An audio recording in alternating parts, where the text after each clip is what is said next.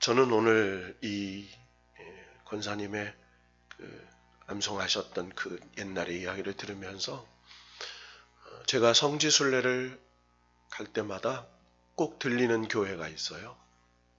그 교회는 갈릴리 바닷가 가장 북쪽에 있는 베드로 수익권 교회라는 곳이 있습니다. 이 베드로 수익권 교회는 팔복교회와 이렇게 나란히 있습니다. 그 베드로 수익권 교회를 가면 갈릴리 바다 제일 해변에 붙어 있는 교회예요. 그 교회 가운데에 큰 돌이 있습니다. 교회 가운데에. 그 돌이 뭐냐면 예수님께서 제자들이 밤새 고기를 잡을 때 한 마리 못 잡고 그물을 씻고 있을 때, 한 마리 못 잡고 있을 때 제자들을 위해서 고기를 굽고 떡을 준비하고 그 바위에 상같이 생겼어요. 멀쩡한 바위에 준비해 놓고 기다리셨던 그 장소에 교회를 세웠고, 그래서 거기를 1933년에 세웠어요. 베드로 수익권 교회라 해서 그 장소에, 거기를 갈 때마다 그 안에서 같이 찬양을 하거나 또 너무 일행이 많으면 이제 이렇게 한번 둘러보고 나와서 정원에 갈릴리 해변이 바라보면서 이렇게 원형처럼 의자가 만들어져 있죠. 거기에 예수님의 형상과 또 제자들 있는 모양, 나무 그늘 아래 있습니다. 거기에 앉아서 이 찬양을 부르는 거예요. 요한의 아들 시몬아, 내가 나를 사랑하느냐. 이 찬양을 다 부르면요, 외국인이든 또 그거에 만국의 나라에서 오잖아요. 다 눈을 감고요, 찬양을 해요. 한국 사람은 한국말로. 근데 이 찬양을 외국인들도 알아요. 그래서 부르면 얼마나 큰 은혜를 받게 되는지 몰라요. 갈 때마다 그 장소에서, 그때마다 제가 처음 가서 그 찬양을 부르는데요, 예수님께서 제자들을 다 먹이시는 그 장면과 베드로를 위로하시는 그 장면이 비춰지는 그런 것들이 생각나면서, 부활 이후에 제자들에게 주님께서 정말 원하신 게 뭐였을까? 여러분, 빅톨 위고의 인생의 격언이 많이 나와요.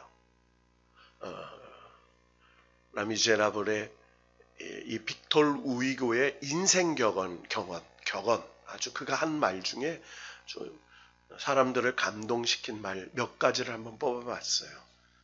그가 한 이야기 중에 인생에서 최고의 행복은 우리가 사랑받고 있음을 확신하는 것이다 라는 말을 했어요. 그러니까 우리 인생에서 최고의 행복이 뭐냐? 내가 누군가로부터 사랑을 받고 있음을 확신할 때. 여러분, 하나님이요, 여러분을 사랑하고 계시는 줄로 믿으셔야 돼요. 내가 슬플 때, 약할 때, 넘어질 때 변함없이 사랑하고 계세요. 내 모습 그대로를 사랑하시죠. 자, 여러분, 빅톨 위고의 인생 격언 두 번째를 제가 많은 중에 뽑아봤는데, 두 번째 격언은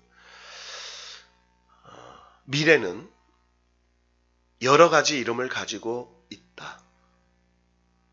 약한 자들에게는 불가능이고 겁 많은 자들에게는 미지이며 용기 있는 자들에게는 기회이다. 저는 고개를 끄덕이게 됐어요. 약한 자들에겐 불가능이죠, 미래가. 그래서 포기하게 되는 거예요. 두려워하는 자들에게, 즉 겁 많은 자들에겐 미지예요. 그러나 믿음 있는 자, 용기 있는 자들에게는 기회가 된다는 얘기죠. 저는 오늘 오전에 빅토르 우이고의 가장 짧은 편지를 소개했었어요. 내 책 잘 출판되고 팔리고 있습니까? 라고 물음표를 갔는데, 예, 잘 팔리고 있습니다. 반응이 너무 좋습니다. 라는 느낌표로 왔다 그랬어요. 물음표와 느낌표. 근데 이 물음표와 느낌표가 합쳐진 인터레뱅이라는 말이 생겼어요. 인터레뱅. 물음표와 그 물음표 위에 느낌표. 점은 하나지만 물음표와 느낌표, 인터레뱅. 이게 뭐냐면 소통이 혁신을 완성한다. 그러니까 소통이 사랑을 완성한다. 라는 그런 말이라는 거예요. 따라합시다. 소통이 사랑을 완성한다. 여러분, 하나님은요, 저와 여러분에게 가장 듣고 싶은 말씀이 뭘까요? 바로 이 말씀이라는 거예요. 마태복음 28장 10절에 보면 주님이 제자들에게 이렇게 말씀하세요. 너희는 갈릴리로 가서 나를 만날 준비를 해라. 가서 나를 기다려라. 이렇게 얘기하세요. 왜 갈릴리로 가셔서 나를 기다리라고 하셨을까? 그리고 다시 제자들이 예루살렘으로 오세요. 그리고 40일 후에 제자들이 보는 앞에서 감람산, 성전 동편에 있는 겟세마네 동산이 있는 산, 감람산에서 승천하세요. 근데 왜 굳이 제자들에게 갈릴리로 가라고 그러셨을까? 거기서 나를 왜 기다리라고 하셨을까? 부활하신 주님 거기서 만나셨으면 됐는데 왜 갈릴리로 가셔서 또 만나셔서 그들을 거기에서 또 뭘 하시려고 했을까? 여러분, 주님을 기다리다가 제자들이 무료해진 것 같아요. 요한복음 21장 내용을 보면 제자 7명이 2절에 보면 이런 얘기가 나와요. 시몬 베드로, 디도모라 하는 도마, 갈릴리 사람 나다네엘, 세베대의 아들들. 세베대의 아들들은 야고보와 요한이죠. 자, 그리고 또 다른 제자 둘이 함께 있더니, 그러니까 총 7명이 이제 시몬 베드로가 야, 난 물고기 잡으러 갈 거야 라고 했더니 그들이 우리 함께 갑시다. 우리 함께 가요 하고 7명이 갈릴리 바닷가에 가서 고기를 잡게 됩니다. 배에 올라타서 밤새도록 그물을 내려요. 그런데 고기가 안 잡히는 거예요. 날이 새어갈 때, 그러니까 새벽쯤 됐을 때 바닷가에서 누군가 이렇게 얘기를 해요. 얘들아, 너희에게 고기가 있느냐? 근데 제자들이 고기를 못 잡았잖아요. 없습니다. 여러분, 베드로는 갈릴리 바닷가에서 고기 잡는 베테랑이에요. 근데 참 주님만 만날 때면 이렇게 고기를 못 잡아요. 고기를 못 잡습니다. 그러니까 예수님이 뭐라고 말씀하시냐면 그물을 배 오른편에 던지라. 여러분, 예수님을 처음 만났던 장면과 이렇게 겹치잖아요.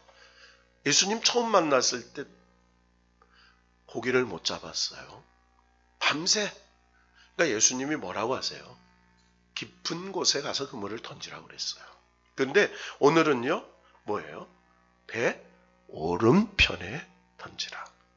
그리하면 잡히리라. 자, 내용이 달라요. 언제는 깊은 곳에 가서 던지라고 그랬어요. 근데 오늘은 오른편에 그물을 내려라. 그리하면 잡히리라. 자, 그랬더니 물고기가 너무 많아서 그물을 들 수가 없습니다. 그때 누가 예수께서 사랑하시는 그 제자, 여기서는 이름이 나오지 않아요. 그러니까 그 제자는 누구냐면 이 성경 요한복음을 기록한 사도 요한, 자기를 말하는 거예요.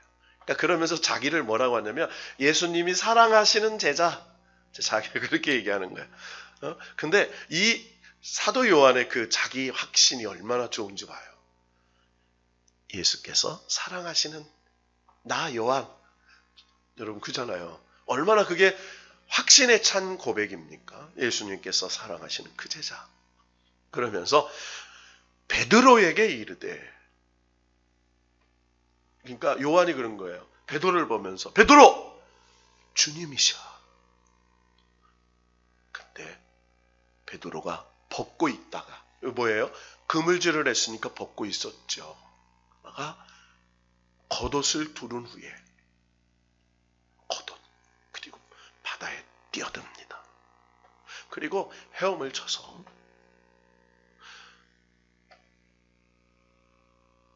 바닷가로 나옵니다.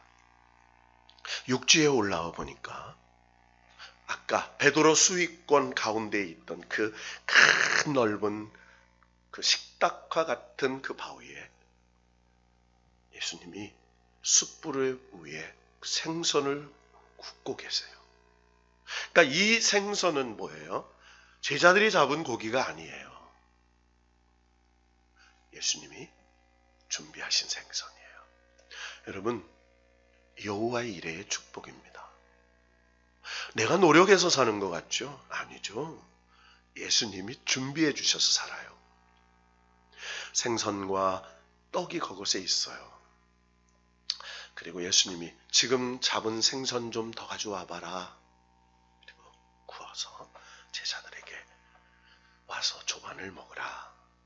예수님, 그러니까 밤새 고기 잡다 얼마나 배고팠어요. 그러니까 그런데 성경에 아주 재밌는 장면이 나와요. 12절에 보니까 제자들이 주님이신 줄 아는 거로 당신이 누구냐 감히 묻는 자가 없더라. 그러니까 감히 묻는 자가 없어요. 주님이신 걸 알잖아요. 근데 주님이신데 부활 전의 주님과 부활 후의 주님의 모습은 너무 다른 거예요.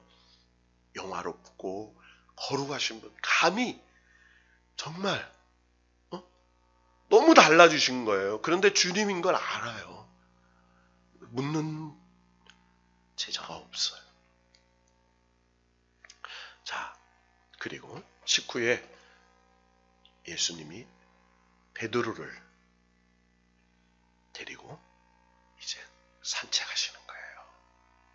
그게 오늘 본문입니다. 베드로에게 이렇게 물으시죠.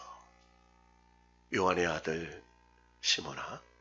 자, 베드로라는 이름을 예수님이 지어주셨어요. 그의 이름은 원래 시몬이었어요. 시몬. 요한의 아들 시몬. 시몬, 흔들리는 갈대. 베드로는 반석이라는 뜻이죠. 그러니까 그런데 이 베드로를 옛날 이름으로 불러주신 거예요. 요한의 아들 시몬아, 내가 이 사람들보다, 이렇게 말해요. 여기서 이 사람들은 누구예요? 베드로를 뺀 6명, 중성 남성 형격이라고 얘기해요. 거기에 있는 다른 제자들보다 내가 나를 더 사랑하니? 이렇게 물어요. 자, 그러니까 베드로가 뭐라고 말을 하죠?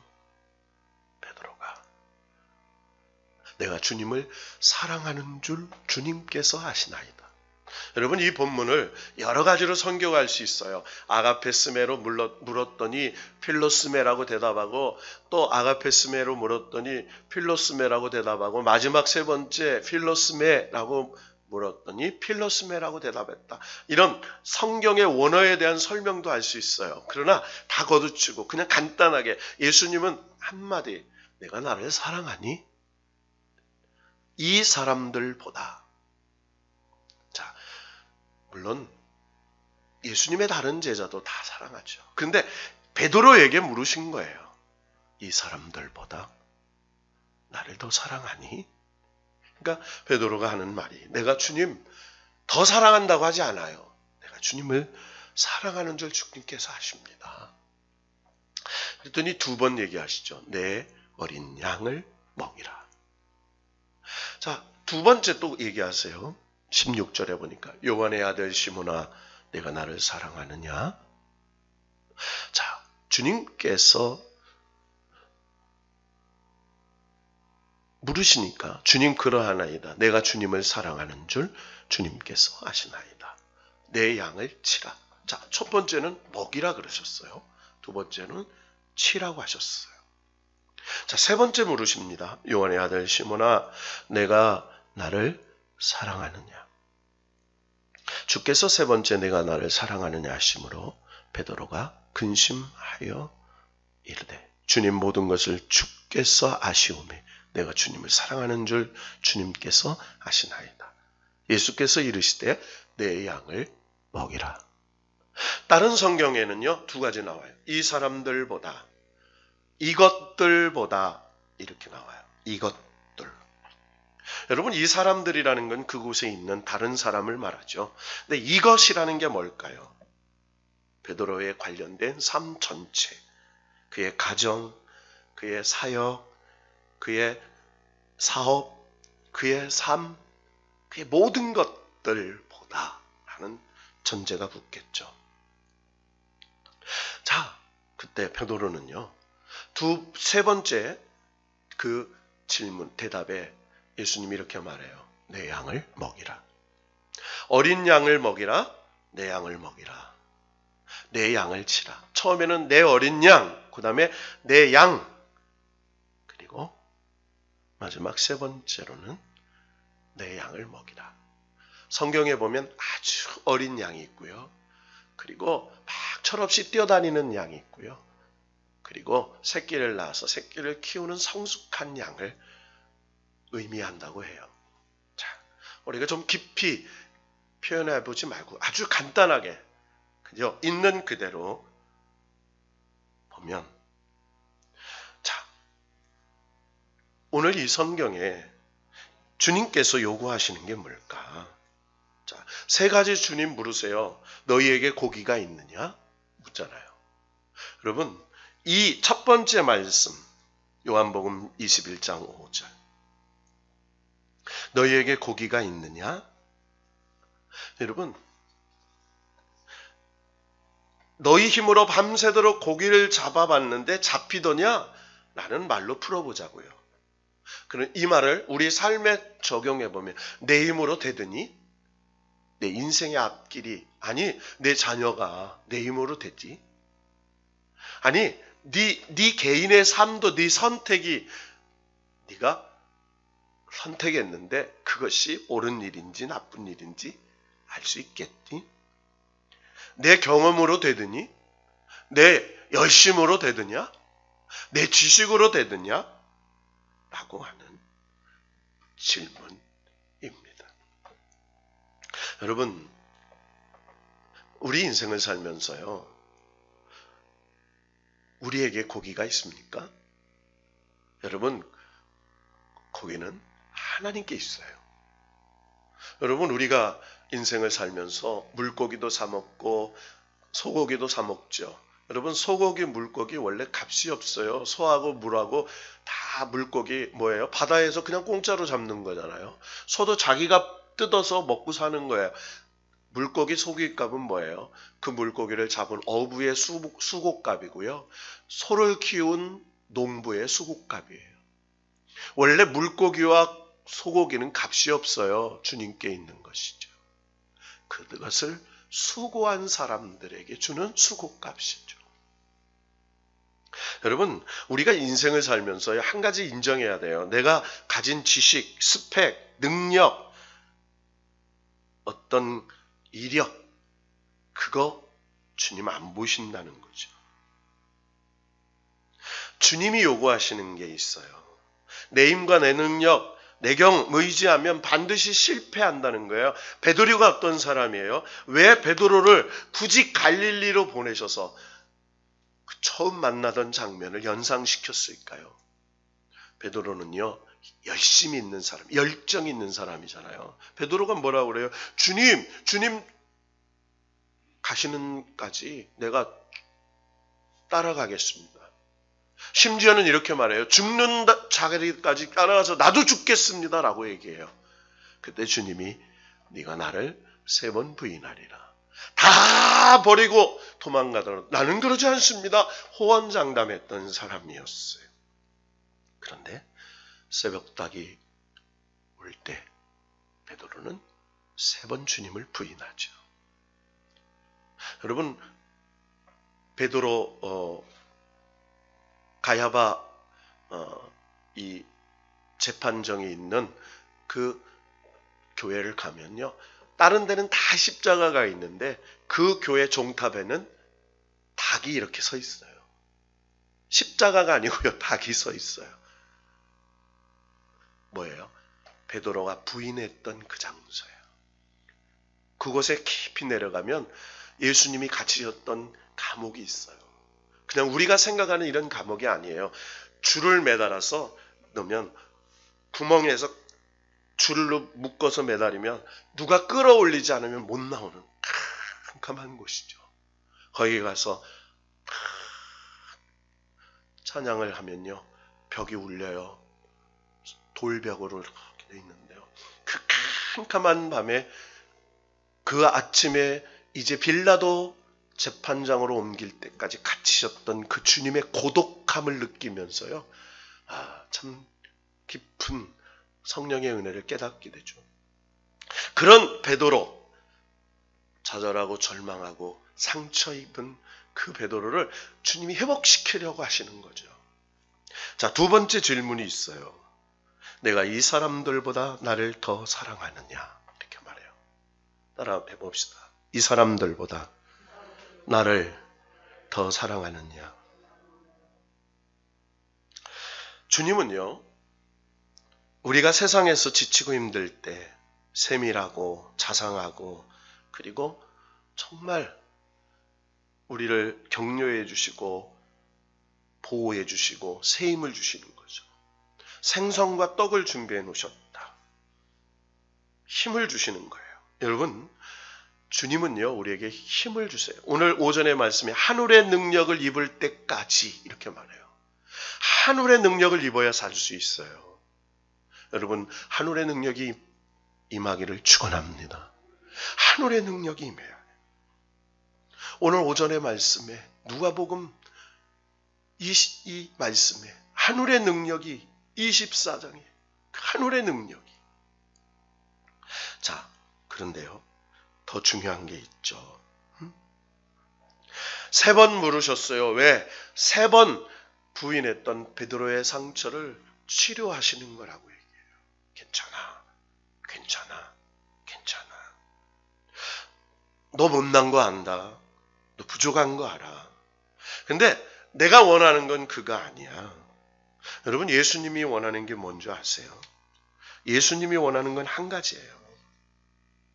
예수님이 원하는 건요, 어떤 경우에도 어떤 때라도 여러분, 첫째도 사랑, 둘째도 사랑, 셋째도 사랑해요. 주님 사랑해요. 베드로는 주님 사랑했어요. 비록 실패했지만, 그러니까 3번째 물을 때 뭐라고 얘기해요? 근심하잖아요. 이 질문이 내가 주님 3번 부인한 거, 그거 생각나게 하시는 걸 아는 거예요. 주께서 아십니다. 그러나 내가 주님을 사랑하는 줄을 주께서 아십니다. 그때 주님께서 내 양을 먹이라. 여러분, 부활 이후에 사명의 삶이 뭘까요? 다른 거 아니에요. 사랑하며 사는 거라는 거예요. 뭐 하며 살아요? 사랑하며. 사랑하며 사는 거예요. 세 번째, 너는 나를 따르라. 고기가 있느냐? 나를 사랑하느냐? 나를 따르라. 여러분, 제자들을 만난 주님께서 고기 너에게 없지? 잡으려고 해봐도 안 되지? 나를 사랑하니? 나를 사랑한다면 나를 따르라. 여러분, 주님께서 원하시는 거 대단한 거 아니에요. 대단한 거 아닙니다. 석사가 돼도 박사가 돼도요. 여러분, 주님 사랑하지 않으면 아무런 의미가 없어요.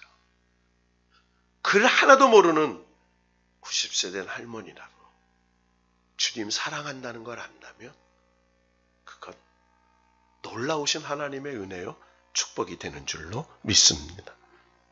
자, 빅토르 루이그의 명작 레미제나블의 첫 장면 여러분 아시죠? 이 장발장의 조카들을 위해서, 굶주린 조카들을 위해서 빵을 훔칩니다. 그래서 19년이나 옥살이를 해요. 그러니까 자기가 19년 동안 섬에 망명생활한 걸 서서히 쓴 거죠. 중노동하며 피폐해진 그의 죄수번호가 24,601번. 장발장의 이야기. 이제 19년을 살다가 출소한 후에 그의 영혼도 건강도 다 피폐해졌어요. 그를 따뜻하게 맞이해준 한 사람이 있었어요. 어느 교회에 미리엘 신부님이라는 사람이었어요. 그런데 그의 친절의 사랑의 대접을 배신하고 은그릇을 훔쳐서 도망갔죠. 가다가 잡혀서 경찰에게 잡혀서 옵니다. 근데 그 은그릇을 훔쳐서 도망간 그 장발장을 향해서 이 미래의 신부가 한마디가 그를 정죄하고 고발하는 말이 아니죠. 이 말이 당신이었구려. 당신을 다시 보니까 너무 기쁩니다. 나는 당신에게 촛대도 드렸는데 이 촛대 이 은인이 200프랑이나 받을 수 있는데 왜 안 가져가셨습니까? 하면서 은촛대도 장발장에게 주는 거예요. 여러분, 이 미리엘 주교에 이 피폐해지고 죄악되었던 장발장의 마음을 부활시켜주는 사랑의 단어가 됐죠. 그의 인생이 바뀝니다. 그래서 약한 자, 가난한 자를 위해 그는 인생을 그 사랑을 위해서 살아가는 사람이 되죠. 여러분, 우리는요, 사명이 뭐 대단한 것이라고 착각해요. 아니에요. 부활 이후의 사명은요, 사랑하며 사는 거예요. 뭐 하며 산다고요? 사랑하며. 근데요, 사랑은요, 내 힘으로 안 돼요. 여러분, 내 힘으로 되든가요? 안 돼요. 저 목사입니다. 그런데요, 어떤 때는요, 내가 목사인가? 막, 솔직히요, 막, 어떤 없는 말을 만들어낸 어떤 그런 분들을 보면요, 어떻게 목사님이 저럴 수 있을까? 막 이해가 안 될 때가 있어요. 근데 주님이요, 제 마음속에, 너 이해가 안 되지? 나도 네가 이해가 안 될 때가 있어. 이해하려고 하지 마. 사랑해봐. 저는 김명부 70세 남편이 60대 된 그 루게릭병에 걸린 아내를 11년 동안 케어하는 모습을 보면서 결혼한 지 37년 만에 장미꽃 한 다발을 눈만 껌뻑거리고 누워있는 아내를 주면서 여보 사랑해. 더 이상 아프지 말고 이대로 사랑하며 삽시다 라고 하는 이 한마디가 눈만 껌뻑거리는 아나의 두 눈에서 눈물이 쭉 흘러나는 모습을 보면서 아, 그렇구나. 주님을 사랑한다는 게 뭐지? 내 주변에 있는 사람들, 내 주변에 있는 그것들을 주님의 마음으로, 주님의 사랑으로 사랑하는 것이지. 그래서 우리가 할 게 있어요. 주님, 내 안에 주님의 사랑을 채워주세요. 내 안에 주님처럼 사랑할 수 있도록 배반했던 나, 베드로보다 더 배반했던 나, 그런 나를 사랑해 주셨던 그 주님의 사랑을 채워주셔서 저도 남은 생에 사랑하며 살아갈 수 있도록 도와주세요. 기도하는 저와 여러분, 사랑의 사명자들이 될 수 있기를 주님의 이름으로 축복합니다.